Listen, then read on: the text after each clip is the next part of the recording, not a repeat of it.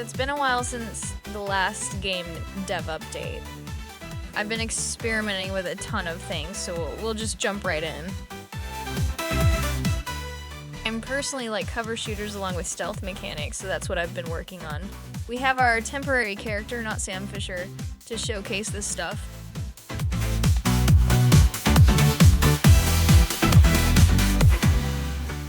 And this light doesn't work. Oh, it's been like 20 years since I could shoot out lights in a game and actually have it affect stealth. So that's what these are. This is actually a bad level because you can see the light since the ground is white, but whatever. The lights are shootable, but that's not all. We have security cameras that are both static and move and will detect the player. So right now the setup is a trigger to fail the mission like the early Splinter Cell games. However, I'm considering changing it to have the trigger instantiate our enemy 80s.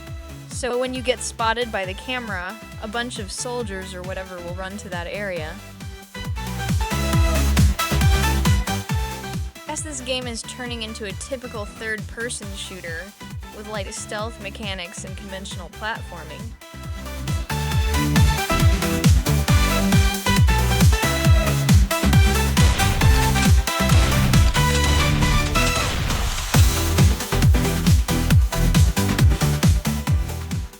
Another thing I've been working on is platforming. Adding verticality to level design adds a whole new dimension. Believe it or not, one of my fave games is The Division. Figures Ubisoft games have a monopoly on the kind of third-person stealth and cover shooter mechanics. And some curves come anyways, we have climbable ladders as well as context-specific areas where you can vault over obstacles.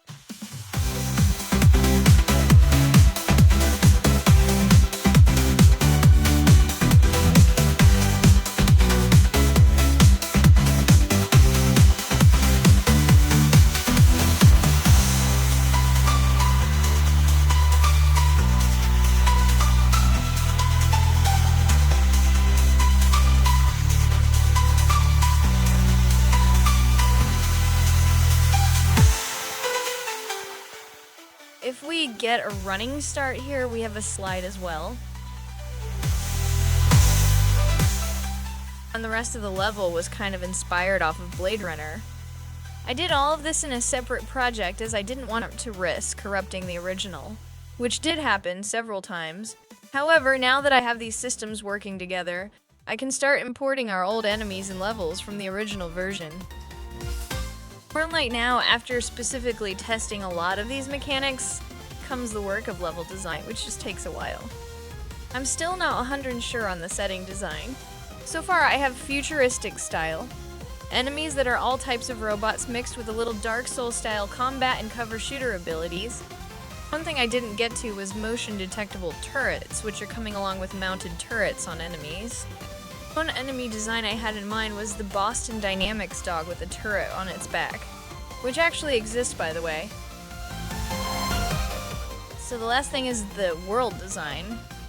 So there's a temptation to make things open world, also known as generate a massive terrain and just fill it full of the same locations over and over.